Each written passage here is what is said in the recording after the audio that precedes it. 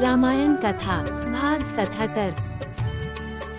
श्रीमद् गोस्वामी तुलसीदास जी द्वारा लिखित श्री रामचरितमानस सुंदर कांड। विभीषण ने रावण को समझाते हुए कहा, हे नाथ, काम, क्रोध, मोह और लोभ ये सब नरक के रास्ते हैं। इन सब रास्तों को छोड़कर श्री राम जी की शरण में चले जाए। उन्हें संत पुरुष भजते हैं।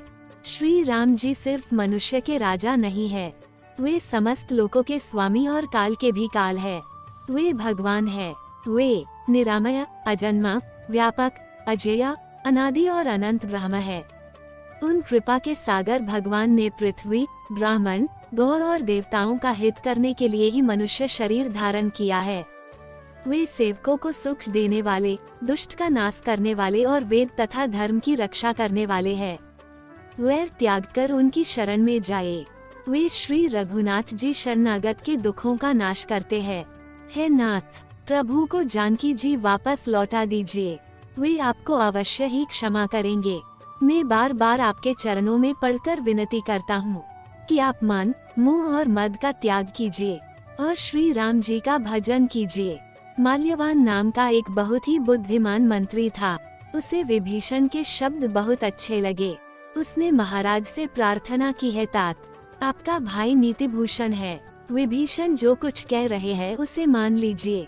इसी में आपकी और समस्त राक्षस कुल की भलाई है। दोनों की बात सुनकर रावण ने कहा, ये दोनों मूर्ख शत्रुओं की महिमा का बखान कर रहे हैं। इन दोनों को मेरी नजरों के सामने से दूर करो। तब माल्यवन तो सभा छोड़कर निकल गया, परंतु विभीषण ने फिर से कहा, है नाथ, आपके हृदय में कुबुद्धि का वास है, इसीलिए आपको हित और अहित में अंतर नहीं दिख रहा। आप शत्रु को मित्र और मित्र को शत्रु मान रहे हैं।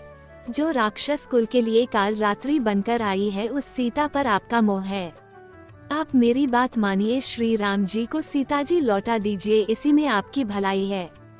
पर रावण विभीषण की वाणी से क्रोधित होकर बोला, मूर्ख, तेरी मृत्यु अब निकट आई है। तू मेरे अन्न पे जीता है, मेरा खाता है, पर पक्ष तुझे शत्रु का लेना है। अरे दुष्ट, बता, जगत में ऐसा कौन है जिसको मुझसे डर ना हो, जिसे मैंने अपनी भुजाओं से नहीं जीता हो। मेरे नगर में रहकर तू उस तपस्वी के गुण गाता है। रावण ने विभीषण को लात मारते हुए कहा, जा मूर्ख, उसी के पास चला जा। परंतु छोटे भाई विभीषण ने लात मारने पर भी बड़े भाई के पैर पकड़ कर रखे। विभीषण ने रावण से कहा, आप तो मेरे पिता की समान है, मुझे मारने का आपको पूर्ण अधिकार है। परंतु हे नाथ, आपका भला श्री राम जी की शरण में ही होगा। इतना कहकर विभीषण आकाश मार्ग से मंत्रियों को साथ में लेकर चला। वे सब को कहकर गए कि मैं श्री रघुनाथ जी की शरण में जाता हूँ, मुझे दोष न देना। विभीषण जी ज्यों ही चले त्यों ही सब राक्षसों की मृत्यु निश्चित हो गई। रावण ने जिस क्षण विभीषण को त्यागा, उसी क्षण वह अभागा वैभवहीन हो गया। विभीषण जी मन में अनेकों मनोरथ करते हुए श्री रघुनाथ जी के पास आए। वो जाते हुए मन में सोच रहे थे कि मैं जाकर भगवान के कोमल और लाल सुंदर चरण कमलों के दर्शन करूंगा, जिन चरणों का स्पर्श पाकर ऋषि पत्नी अहिल्या तर गई, और जो दंडक वन को पवित्र करने वाले हैं, जिन चरणों को जानकी जी ने हृदय में धारण करके रखा है। मेरा अहो भाग्य कि मैं उनसे आज मिलूंगा।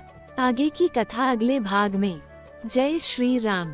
दोस्तों, हमने भगवान श्री राम की लीलाओं को सरल भाषा में समझाने की एक तुच्छ कोशिश की है। आपको हमारी कोशिश अच्छी लगी हो तो वीडियो को लाइक कीजिए और चैनल को सब्सक्राइब कीजिए। कमेंट में जय श्री राम लिखिए।